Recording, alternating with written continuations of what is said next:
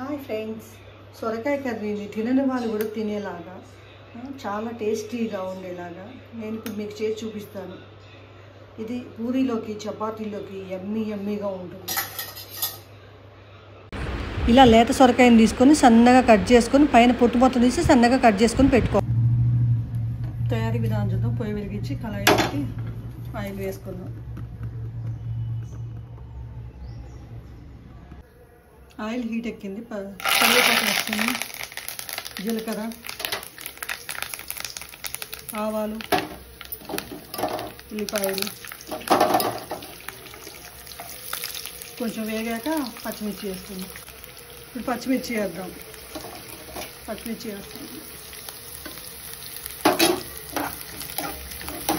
దాన్ని బాగా మగ్గాక సొరకాయ ముక్కలు వేద్దాం.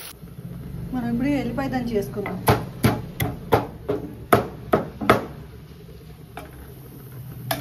పొద్దున్నే శుభ్రంగా గడిగాను ఇదంతా. ఇందులో వేసుకుందాం. పచ్చిమిర్చి వేగింది.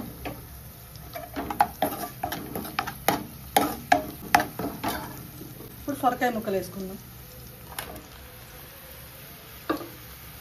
వేసి కలుపుకుందాం.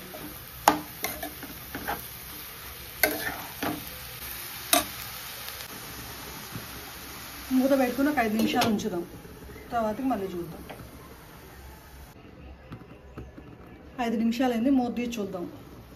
సిమ్లోనే పెట్టాను. హైలో పెడితే మాడిపోద్ది అనేసి సిమ్లో పెడితే నీరంతా లోపలికి వస్తూ ఉడుకుతూ ఉంటుంది.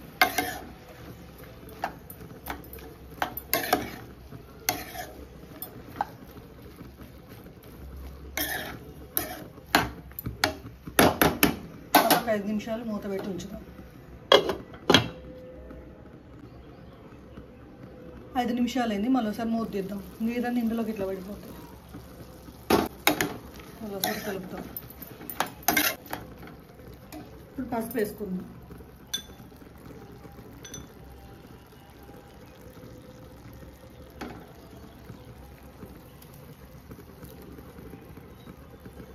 సాల్ట్ వేస్తాం. 1 స్పూన్ వేస్తాము.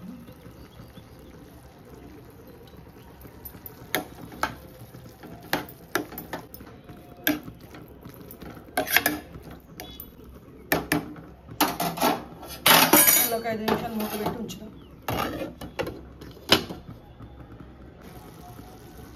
5 నిమిషాలు అయిపోయింది. మూత తీసాను. కలపడుతుంది. మీ ఇష్టం అండి. మీ దగ్గర నుండి చూసుకుని ఓపిక ఉంటే ఒక 5 నిమిషాల తర్వాత ఇంకా హైలో పెట్టుకొని చేసుకోవచ్చు. ఓపిక చేసుకోవచ్చు. మన ఇష్టం. మళ్ళీ ఒక 2 నిమిషాలు ఉంచుదాం. మళ్ళీ ఒక 2 నిమిషాలు హైలో పెట్టి మనం ఉంచేద్దాం. ఉడకనిద్దాం.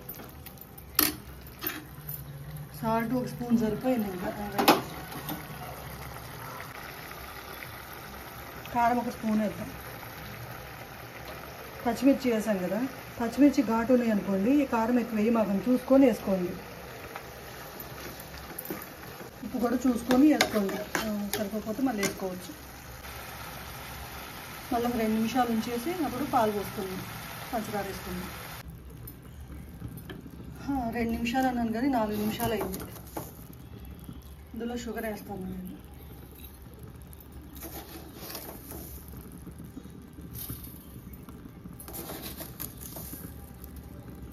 మూడు స్పూన్లు వేసాను. ఈ స్పూన్తో మన ఇష్టం. మన తినేదాన్ని బట్టి మన ఇష్టం ఎంతైనా వేసుకోవచ్చు. కొంతమంది అసలు వేసుకోరు. ఇది పూరీలోకి చపాతీలోకి చాలా బాగుంటుంది. మీరు ఒకసారి ట్రై చేయండి. చాలా బాగుంటుంది. నాకైతే చాలా ఇష్టమైంది.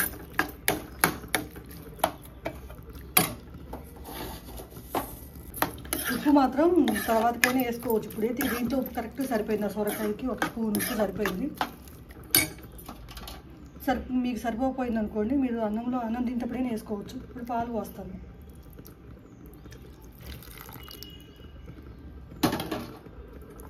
పాలు పోసి కలిపి బంద్ చేసుకోవడం. ఓకేనా ఫ్రెండ్స్, మీకు ఈ వీడియో చూసి మీరు నేర్చుకోండి.